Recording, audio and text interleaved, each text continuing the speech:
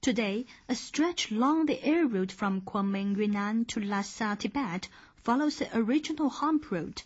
Aircraft flying this route require certain specifications.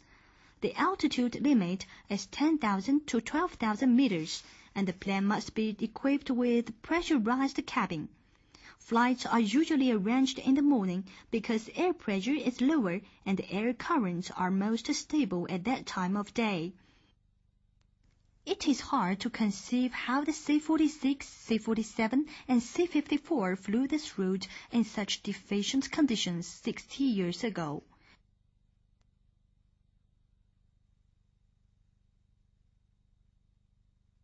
Experts told us that it was a great challenge to navigate in river valley areas. Air currents there moves at a high speed. The unique topography creates sudden turbulence from hot and cold currents.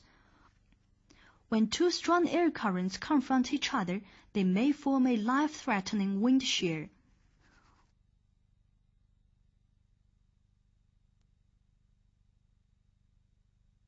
目前收藏了 C46 飞机3架 ，C47 飞机2架。这种飞机的飞行高度呢，只有8000多米，而它的飞行距离呢只有4000多公里。因此，当时这个飞行呢是非常复杂的。当时这些每届飞行员呢是有着这个高超的飞行技术，还有大无畏的这种英雄气概。Well, you just ignore it, really. You just keep. I mean, you do what you have to do. You fly your mission, and whatever you were supposed to do, you try to do it. You can't get worried about things like that, or you wouldn't be very effective in combat. They had, in the wintertime, starting in around November or December, very strong winds that would blow from the west to the east. And with these small DC-3 C-47s that maybe did 100 and 150 miles an hour, you could sit up there and you wouldn't go anywhere because the wind was too strong. So we would go low and hop over the mountains, over the hump, at low altitude. And this was not too nice either because the winds coming over the mountains is like water over rocks and dam. It gives you downdraft. And that's what killed my friend Jimmy Fox. When you're young, you want challenges, and that's human nature. So it was great to go where you could find out whether you were a good pilot or not. Flying the ordinary airlines, you can't tell whether you're really a good pilot or not because there is no challenge. Easy flying, no single engines, nobody shooting at you, no very difficult situations.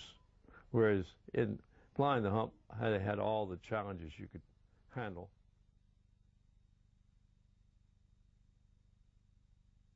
For those who flew the hump route, everything was unknown. They could gain only experience as they went along the way. At that time, the Japanese occupied northern Burma, from which their aircraft could strike China's border areas. The Han pilots therefore pioneered an exceedingly challenging route. Mountains, rivers, valleys, a huge crag, or even wreckage from the downed planes of their bodies became landmarks for the pilots. These young pilots, in their 20 years of daily flying feats over the hump between India and China, demonstrated unparalleled spirit and matchless navigation skills. Some of them are long buried, while others still live on today. It was unknown territory. The mountains were high, and the weather was bad, and the Japanese Zero fighters were lurking around the corner.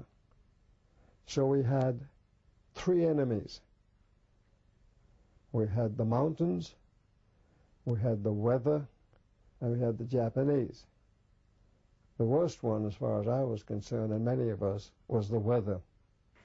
就是气流了不好，一下会站起来吃饭，压着腰杆子，一下也那个是落下去，说屁股都不落地呢，有时候会撞着头，那个波鞋不拉着会撞着头呢。所以呢，气候相当不好，到那些地方，可以天气一变嘛，从地下看那个等几天呢，好玩的呢，几把粗呢，好压的呢。这飞机飞进这么真是一点打在玻璃上。飞机进到银川里头去，你看到它进去，能不能看到它出来，都不晓得呀。有很多飞机就是这样子就损失掉了。Well, we'd start with 4,000 gallons in all of the tanks, and we'd leave 1,100 gallons in China and save enough to get home on. And we first started flying with all the gas tanks full, but that was too heavy, and 3 out of the first flights crashed out in the jungle, so we decided to take some gas tanks out and fly a little bit. The hump route spanned India, Burma, and China, and soared over high mountains, glaciers, dense forests, and Japanese-occupied areas. It is undoubtedly the most challenging air route in the world.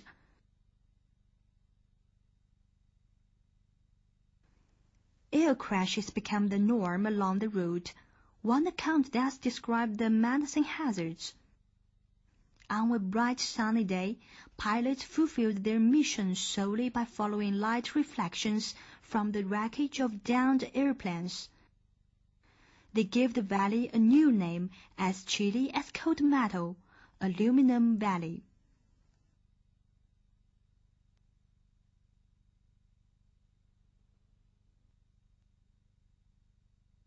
On January 7, 1999, Luo Guangfu and Li Wanben in Shangyang Village, Yunnan, received a gift sent all the way from America, a C-46 model airplane.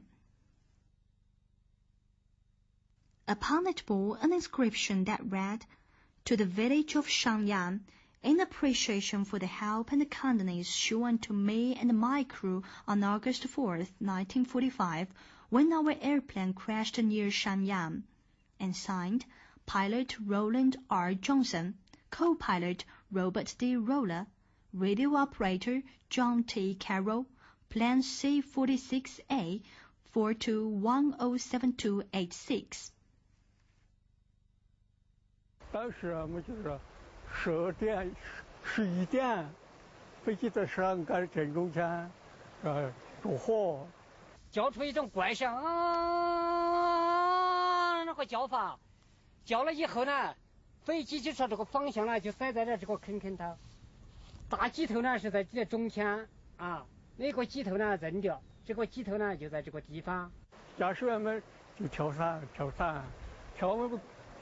或者跳了200公尺这个地方，落在这个地方一个，落在坡上一个，落在。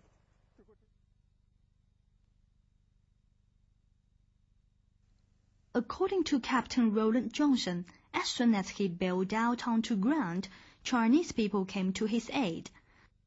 The local farmers in Shangyang village had been trained to rescue injured American pilots. In this wooden house, these 3 American pilots spent the most unforgettable night of their lives. 第二天呢，美国人呢就来，他们驾驶员就来看飞机了，来看着带着沉重的步伐呀，慢慢的走着，走呢，他那个路呢比较滑，他这样子一滑呢，我就给他来凭着拉这个手啊，拉手他搞捂手啊，前上个了一步以后，他就比顶好。